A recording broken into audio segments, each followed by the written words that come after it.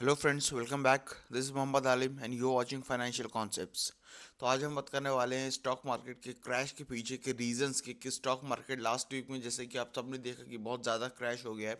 उसके पीछे के मेन रीजंस क्या हैं। चलिए बिना टाइम वेस्ट करे स्टार्ट करते हैं।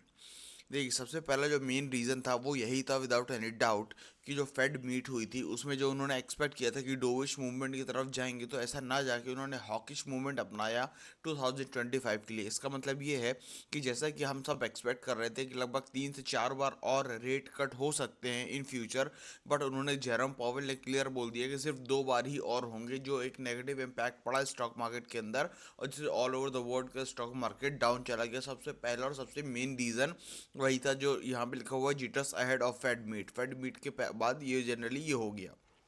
नेक्स्ट नेक्स्ट आता है fears of F I I selling, यानी कि फॉरेन इंस्टीट्यूशनल इन्वेस्टर्स। यहाँ पे इनका ऊपर जो डर बैठा हुआ है बेचने का कि कहीं ना कहीं ये बेचना स्टार्ट कर दें, और वही हुआ। यहाँ पे इन लोगों ने बेचनी हाई अमाउंट में सेलिंग स्टार्ट कर दी इंडियन स्टॉक मार्केट में, जिसकी वजह से मार्केट क्रैश हुआ। अब ऐसा इन्होंने क्यों किया वो मेन जानने की बात है। देखिए, यहाँ पे साफ लिखा हुआ है जो चाइना है वो नेक्स्ट ईयर प्लान कर रही है 3 to 4% और ज़्यादा बजटरी डेफिसिट में जाने की, यानी कि इसका मतलब ये हुआ वो और ज़्यादा नुकसान सहने की और ज़्यादा लो प्राइस पे सेल करने की कोशिश कर रहा है। तो जहाँ पे इंडिया में, तो ये कहीं ना कहीं इंडिया को डर है कि ये वाली जो स्टेटमेंट है ना सच हो जाए कि sell India and buy China.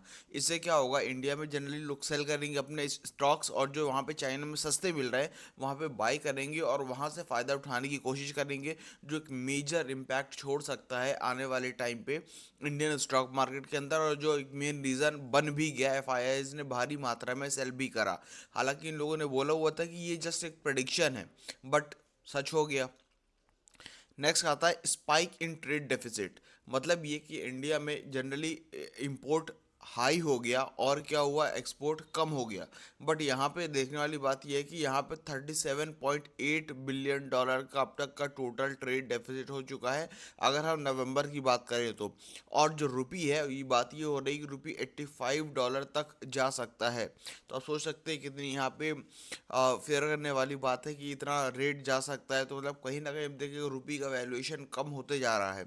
हाँ, और लेकिन यहाँ पे साफ बात दिखेगी कि इससे जो हमारे एक्सपोर्टर्स है आईटी और फार्मा के, उनको विदाउट एनी डाउट बेनिफिट मिलेगा, क्योंकि वहाँ से जब वो बेचेंगे बाहर तो उनको डॉलर्स के फॉर्म में अच्छा पैसा मिलेगा। बट यहाँ पे जो इम्पोर्टर्स हैं उनको क्या हाई कॉस्ट देखने को मिल सकती है। नेक्स्ट आता है वीक ग्लोबल मार्केट क्यूज, यानी कि यहाँ पे जैसे कि हम सब वेट कर रहे थे कि जो हमारा सेंट्रल बैंक है उसकी कहीं ना कहीं मीटिंग आएगी और वो कुछ ना कुछ सुझाव ज़रूर देंगे कि क्या होने वाला है क्या नहीं होने वाला। बट ऐसा नहीं हुआ, जो एक मेन कारण बन गया। अब टेक्निकल आउटलुक की अगर बात कर लेते हैं, जो आपका नेक्स्ट है, वहाँ पे हमने जो विक्स स्ट्रैटेजी है वो देखने को मिली। वो लोगों ने कॉशन से ध्यान से उसमें ध्यान नहीं दिया ज़्यादातर, और वो भी एक मेन रीज़न बन गया स्टॉक मार्केट के क्रैश करने का। अब हम देख लेते हैं कौन कौन मेजर गेनर्स रहे और लूजर्स रहे।